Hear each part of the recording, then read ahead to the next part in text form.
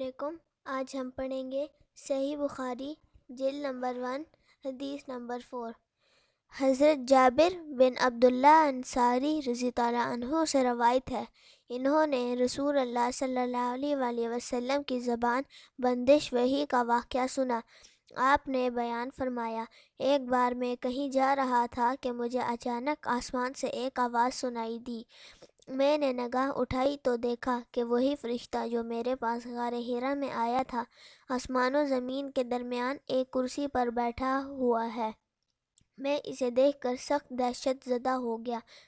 گھر لوٹ کر میں نے اہل خانہ سے کہا، مجھے چادر اڑھاؤ، مجھے چادر اڑھاؤ۔ انہوں نے مجھے چادر اڑھا دی۔ اس وقت اللہ تعالیٰ نے وحی نازل کی، اے لحاف میں لپٹنے والے، اٹھو اور خبردار کرو، اپنے رب کی بڑائی کا اعلان کرو اور اپنے کپڑے پاک رکھو اور گندگی سے دور رہو۔ پھر نزول وحی میں تیزی آ گئی اور لگاتار نازل ہونے لگی۔ اس حدیث کو لیث بن سعد سے یحییٰ بن بکیر کے علاوہ عبداللہ بن یوسف اور ابو صالح نے عبداللہ بن صالح نے بھی روایت کیا ہے، اور ابن شہاب زہری سے عقیل کے علاوہ حال بن رداد نے بھی بیان کیا ہے، نیز یونس اور معمر نے۔ فائدہ: یہ روایت پہلی روایت ہی کا تتمہ ہے، جسے ایک دوسری سند سے بیان کیا گیا ہے۔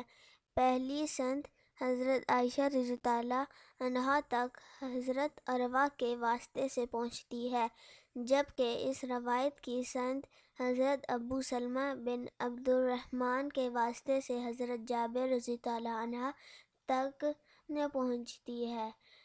پہلی روایت میں ابن شہاب زہری نے بواسطہ عروہ عن عائشہ رضی اللہ عنہا بندش وحی تک کا واقعہ بیان کیا تھا، اور اس روایت میں بواسطہ ابو سلمہ عن جابر رضی اللہ عنہ اس کا نتیجہ ذکر کیا ہے۔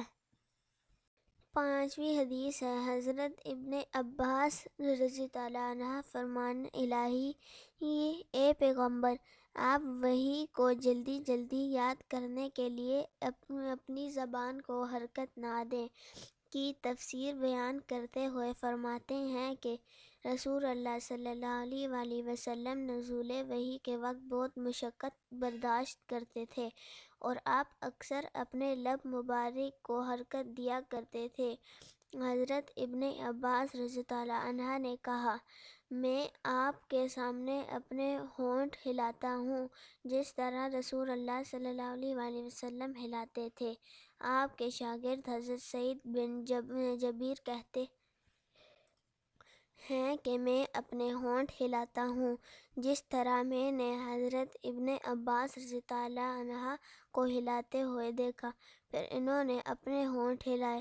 حضرت ابن عباس رضی اللہ عنہ نے کہا، اس پر اللہ نے یہ آیت نازل کی، اے نبی، اس وحی کو جلدی جلدی یاد کرنے کے لیے اپنی زبان کو حرکت نہ دو، اسے جمع کرنا اور پڑھا دینا ہماری ذمہ داری ہے، یعنی آپ کے سینے میں محفوظ کر دینا اور پڑھانا ہمارا کام ہے۔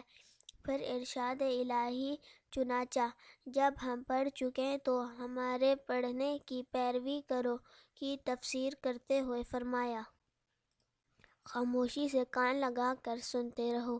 پھر فرمان الہی، اس کا بیان کرنا بھی ہمارا کام ہے کی تفسیر کرتے ہوئے فرمایا، پھر اس کا مطلب سمجھا دینا بھی ہماری ذمہ داری ہے۔ ان آیات کے نزول کے بعد جب جبرائیل علیہ السلام آپ کے پاس آ کر قرآن سناتے تو آپ کان لگا کر سنتے رہتے، جب وہ چلے جاتے تو آپ وعدہ الہی کے مطابق اس طرح پڑھتے جس طرح حضرت جبرائیل علیہ السلام نے پڑھا ہوتا۔ فائدہ: نزول وحی کے وقت آپ صلی اللہ علیہ وآلہ وسلم 3 طرح کی مشقتیں برداشت کرتے تھے۔ ایک یہ کہ آپ قول ثقیل سن رہے ہوتے، دوسرے زبان مبارک کو جلدی جلدی حرکت دیتے، تیسرے اس کے مطالب و معنی بھی محفوظ فرما رہے ہوتے۔